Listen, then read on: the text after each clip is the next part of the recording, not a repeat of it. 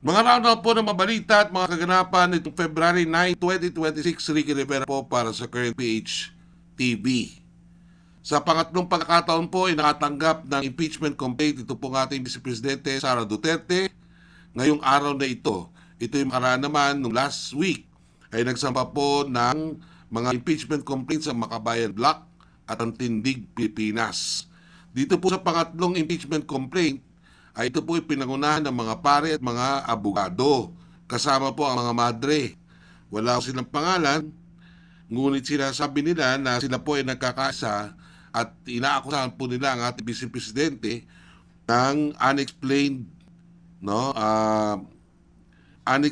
na 612 million in confidential funds. Gayun din po, hindi umano ipababanta ng ating Vice Presidente na i-assassinate ang ating Presidenteng Ferdinand Bongbong Marcos Jr., ang kanyang asawa ni si First Lady Lisa Araneta Marcos at si Boyinging. Ay, hindi pa si Boyinging. Dating Speaker, Martin Romualdez. Ayan. So sabi nila, ang Vice Presidente daw dahil sa ginawa nitong mga to ay lumabag sa konstitusyon. Betrayal of public trust. Nasa Article 11 po yan, ng Section 2 ng ating 1987 Constitution. At sa reaksyon naman po ng kampo ng ating Vice Presidente, sinabi ni Atty. Mike Pua na expected naman daw talaga nila na magkaroon ng mga impeachment complaints laban sa Vice Presidente. So tabayanan po natin yan. Hindi pa ho yan i-refer. Yan po ay isinalang pa lang sa opisina ni Secretary General Cheloy Garapil at ito po ay ministerially ipupunta ni Garapil sa opisina naman po ng ating Speaker D. Na siya namang po magkakalendar nito sa order of business ng Congress para mapag-usapan naman ng tinatawag na Committee on Rules and Committee on Justice.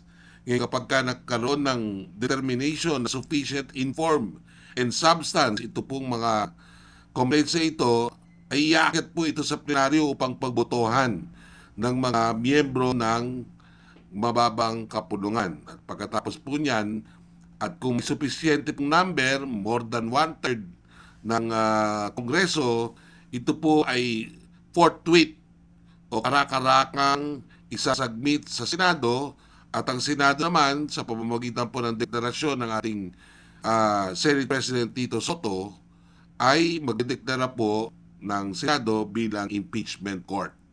So ganun po yan. Marami nag-expect na tuloy-tuloy po ito.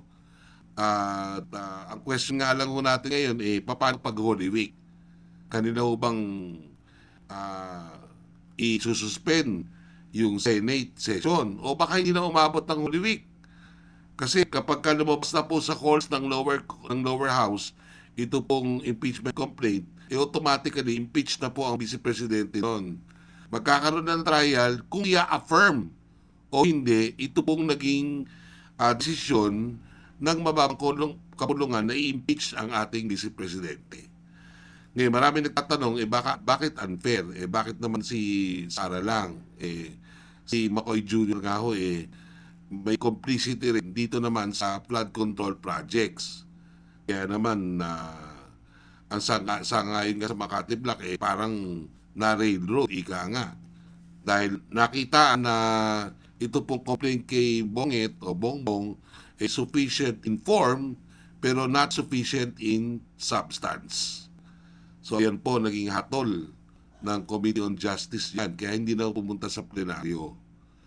Be that as may, titignan nun natin kung talaga makakaabot naman ito kay Sara sa Senado. At speaking of Senado, nagkaroon po talaga ng pagtatangka na magkaroon ng kudita sa Senado. At sa ngayon sa ating Senate President Tito Soto, ang nagmaniobra nito pong kudita sa Senado ay walang iba kundi si First Sister Amy Marcos. At di umano, ang gusto ng minority ay maging Senate President, ito namang si Lore de Gata.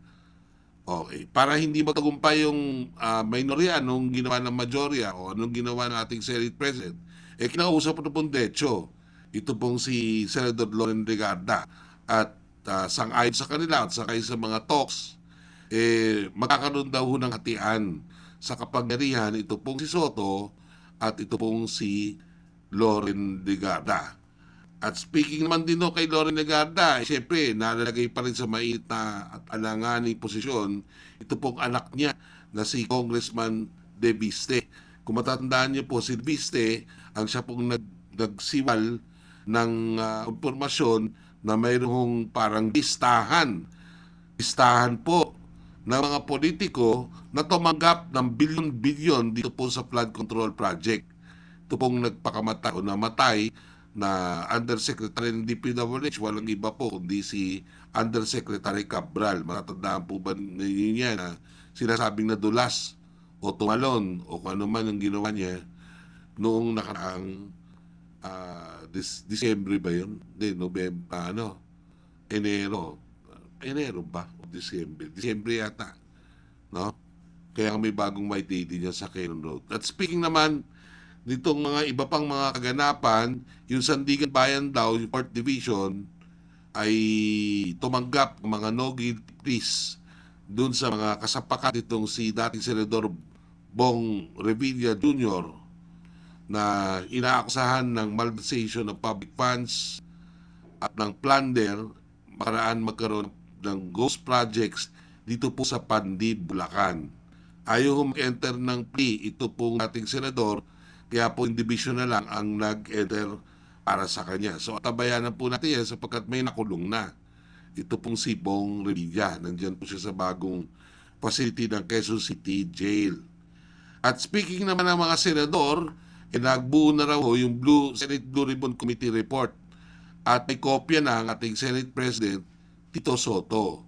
At may mga nagsasabi na may mga pangalan doon ng mga senador na talagang sangkot dito sa naganap na nakawan o pandarambong ng ating mga flood control funds, no, na isinagawa po ng ilang mga politiko at kasama doon ay ilang mga senador.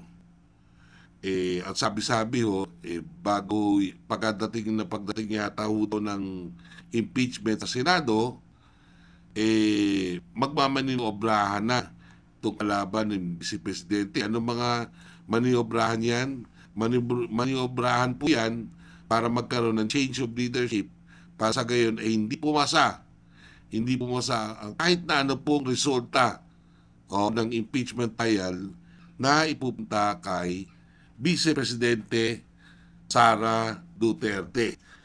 At speaking naman kay Vice President Sara Duterte, kanyang binatikos itong mga baseless daw na mga aligasyon laban sa kanya at sinasabing even yung sinampa ng akbayan, no, noong nakaraang linggo na impeachment ay sinasabi niya ay bahagi lamang ito ng politika. Bakit naman politika? Balitang-balita po na gusto talaga tumakbo bilang Pangulo ni Risa Hontiveros. No? Gusto daw hong maging Pangulo ni Risa Hontiveros. Hindi natin alam yan. Pero nung nakaraang araw din, napabalita yung pag-meeting nito mga tinatawag na dilawan, ika nga. No? Generally speaking, they're being lapped as the Yellow Group. At sino-sino ito? Yung mga dating tauhan ng dating Presidente Benigno Noynoy Aquino III. Kasama ho dyan si Florencio Abad na nung panahon niya, nung siya po ay isang presidential advisor at kaya regular na cabinet member, di ba naakusahan ito ng pandaya. No? So tabayanan din po natin yan, wag na wag nating bibitawan yan. Okay, so gumagana po yung impeachment. Habang gumagana po yung impeachment ay taas naman ng taas itong presyo ng ating mga produktong petrolyo. Hindi natin alam kung kailan to matatapos sapagkat ito po ay pahirap dito sa ating mga ordinaryong mamamayan. Wala bang magawa, Presidente? Hindi ba niya ba masawata ito pong nangyayari ngayon tungkol dyan sa real estate industry?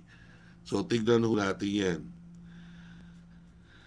At may ibang mga balita po sa February 18 po ay magsisimula ang Ramadan o Holy Week. So, panahon first time in history na magkakasabay yung deklarasyon ng Ramadan sa deklarasyon naman ng pagmamahal sa kapwa at sa bayan ng mga hindi Pilipinong Muslim. So, sa February 18 daw po ay tuloy po yan. At magkakasabay ho yan no Holy Week. Tapos ito pong nangyari dito sa ating doktor. At syempre pa, yung EDSA dos celebrations o EDSA uno celebrations pala. Okay, so ano po ba ang maiinit pa mga balita? Sabi ho ng House panel na nag-review dito po sa Marcos impeachment, sinasabi nila na panahon na po daw para ibenta or magkaroon po ng mas malinis na pagdedesisyon. Ito pong ating mga korte hingin nga po dito sa issue na ito. Okay? Patuloy po namang malalimang iniimbestigahan ng Philippine National Police yung sinasabing death threat dito po sa gobyerno ng Cebu. Walang iba kundi si ano mga pangalan ng ni Cuatro at first name niya. Teka, hanapin ho natin no? Kasi sabi ni PRO7 at Cebu Police Provincial Office ay may kamag-anak po daw sa likod. No? Sa likod ng mga pagnanakaw na ito. So ang tabayanan po ninyo yan, wag ko kayong bibitiw dito. Subscribe and like po dito po sa aming channel. No? At hingin pa rin dito ay ginagarantirehan naman ng ating PNP chief, no? Si Merencio Nartades Jr. na kanyang pangangalagaan at siya pa'y magbibigay na ng ilang kusing para ho sa kapakanan ng simbahan kasi nawala yan nung na-intriga nga ho itong isang kasapi ng grupo na yan. So may 3 impeachment complaint at may isa na lamang na impeachment complaint. Kasi kung ako tatanungin mo dyan, halimbawa doon sa mga legal experts, sasabihin nila dyan, imbis na patagalin mo, mag-resign ka na lang. Di ba? Which, I don't know kung gagawin yan. O gagawin yan ng ilang mamumuno sa atin. Sa mga tanong at sa mga suggestions or likes, kailan po ay mag-tweet sa amin o mag-Facebook o kaya mismo magreklamo dito sa dito po sa order recomposition, no? Na ipinalabas po ng mga otoridad ngayon ding araw na ito. Okay, so yan po yung nakikita nating mga malalaki, no? At syempre patuloy po yung rescue and search operations ng Office of Civil Defense dito po sa mga nasalanta ng bagyong, ano ba pangalan ng bagyo na ito? Ano ba pangalan? Basyang. Ayan. May 14 ang namatay. So, inaantabayan na po natin yung totoong figure at yung totoong pag-i-estima nila tingil po dito sa perwisyo na ginawa dito pong